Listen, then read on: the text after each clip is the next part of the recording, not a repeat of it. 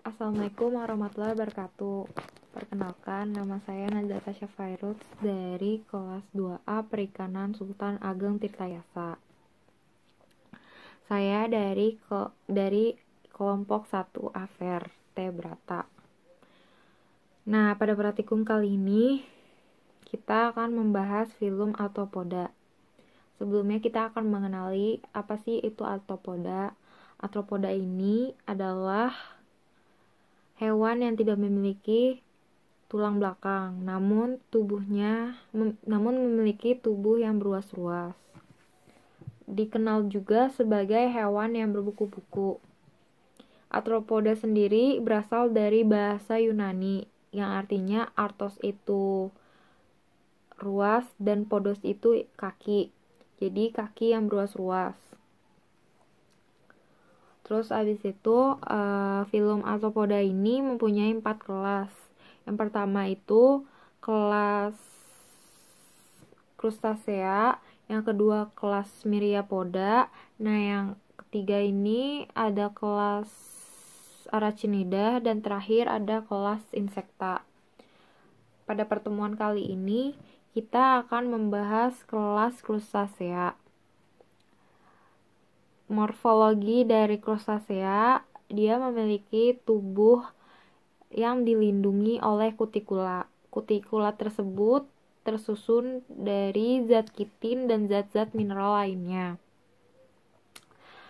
Dia bersifat keras. Jadi kayak cangkang dari Crustacea tuh kan keras kan. Dia tersusun dari zat kitin. Nah, yang kedua itu dia memiliki antena. Antena itu salah satu struktur dari indera Crustacea tersebut. Nah, yang ketiga ada kaki. Kaki dia untuk bergerak dan untuk mencari makanan. Nah, yang terakhir dia memiliki kaki renang. Kaki renang tersebut berfungsi untuk berenang, untuk respirasi, dan khusus untuk yang Crustacea betina itu untuk membawa telur dari Crustacea. Nah, ada habitat Crustacea. Habitat Crustacea ini tersebut hidup di air atau permukaan yang lembab. Nah, airnya ini bisa air laut, bisa air tawar, dan mungkin bisa keduanya. Nah, yang ketiga ada sistem pernafasan dari Crustacea. Nah, di bagian dia mempunyai bagian lateral karapak, dan di dinding-dindingnya terdapat rongga yang di dalamnya ada insang. Dan ventrikal terbuka di rongganya. Terus ada sistem peredaran darah. Sistem peredaran darah dari Crustacea ini terbuka karena dia memiliki jantung. Dia terdiri atas darah dan pembuluh darah. Darahnya Crustacea itu tidak memiliki warna. Hampir tidak memiliki warna. Terus dia memiliki amoebosit yang tersusun dari sel-sel amoeboid. Terus fungsi dari darah Crustacea itu mengangkut makanan ke seluruh tubuh. Terus mengangkut oksigen dari insang ke seluruh tubuh. Terus juga mengangkut karbon dioksida dari seluruh tubuh ke insang. Terus ada sistem ekskresi dari Crustacea. Dia memiliki alat ekskresi yang berupa kelenjar hijau. Kelenjar hijau ini terdapat di bagian bawah si tubuh Crustacea, bawah kepala Crustacea. Nah, fungsi dari kelenjar hijau tersebut adalah membuang sisa metabolisme dari tubuh Crustacea tersebut. Nah, yang ke berapa tahu ada sistem reproduksi. Sistem reproduksi dari Crustacea itu secara seksual, tapi di luar tubuh. Pertemuan antara sel ovum sama sel spermanya itu di luar tubuhnya. Terus ketika keduanya mengalami kopulasi, dan ketika pembuahannya di luar tubuh udah jadi udah bertemu, terus langsung si telurnya ini dibawa ke tubuhnya si betina, kayak di bagian bawah tubuhnya itu dia disimpan di situ. Terus yang terakhir ada jenis dan manfaat dari Crustacea. Yang pertama itu sebagai bahan makanan yang berprotein tinggi. Contohnya ada udang, ada kepiting, ada lobster. Terus yang kedua itu dalam bidang ekologi, hewan yang tergolong zooplankton menjadi sumber makanan ikan, kayak misalkan Branchiopoda, Ostracoda, sama Copepoda, itu contohnya. Nah, selanjutnya saya akan menggambar contoh-contoh dari Crustacea. Selanjutnya.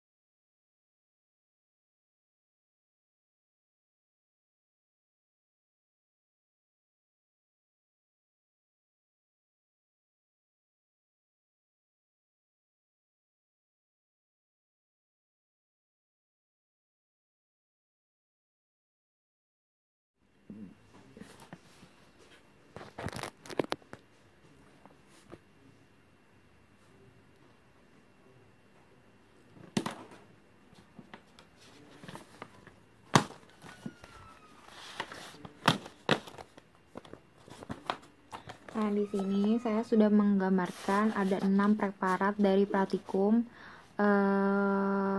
kelas Crustacea. Nah, yang pertama itu ada udang ronggeng. Nah, udang ronggeng nama latinnya itu Harpiosquilla rhopidea. Nah, di sini ada klasifikasinya. Nah, di sini ada bagian tampak atas sama bagian tampak samping kiri. Nah, di sini skalanya ini saya pakainya 1,1 karena emang 1,1.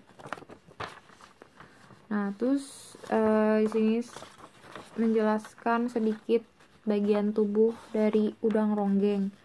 Nah, di sini dia mempunyai antena. Nah, dari bagian kepala sampai tengah badan ini namanya toraks. Nah, dari tengah sampai ujung ini namanya abdomen, dan kaki-kaki ininya namanya uropod. Nah, tangannya ini namanya, bukan tangan sih. Iya, tangan bener, toracopod. Nah, yang kedua ada rajungan. Rajungan ini namanya Portunus pelagicus. Sini udah ada klasifikasinya. Nah, perbandingannya itu skalanya itu 1:1. Ini tampak atas sama ini tampak bawah, bagian bawah tubuhnya. Tuh.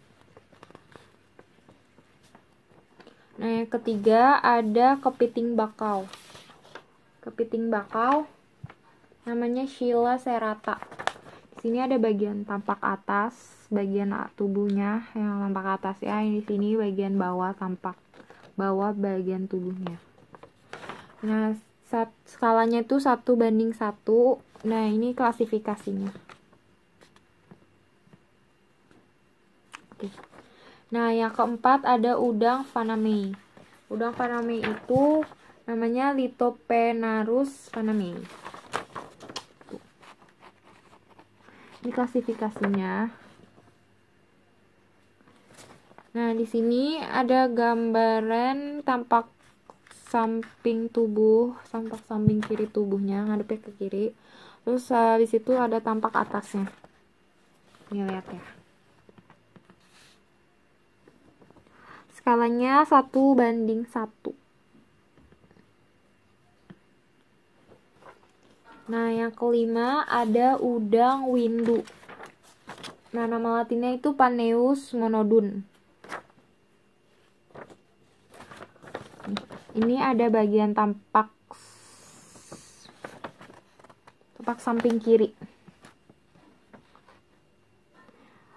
Di sini ada tampak atas bagian tubuh. Nah, skalanya itu 1:1. Nah, ini klasifikasinya. Keren gak sih?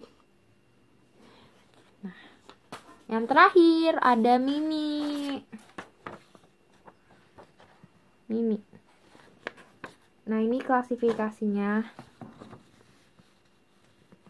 Kelihatan gak sih klasifikasinya? Nah, di sini ada tampak bagian atas sama tampak bagian bawah. Skalanya itu 1:1.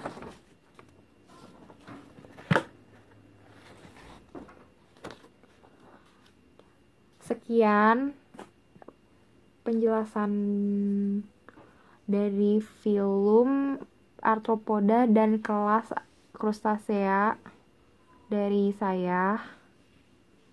Kurang lebihnya mohon maaf. Wassalamualaikum warahmatullahi wabarakatuh. Terima kasih.